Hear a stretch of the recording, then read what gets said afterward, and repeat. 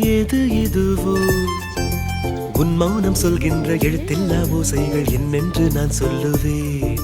இது அதுவோ இது அதுவோ சொல்லாத சொல்லுக்கு இல்லாத வார்த்தைக்கு ஏதேது அர்த்தங்களே.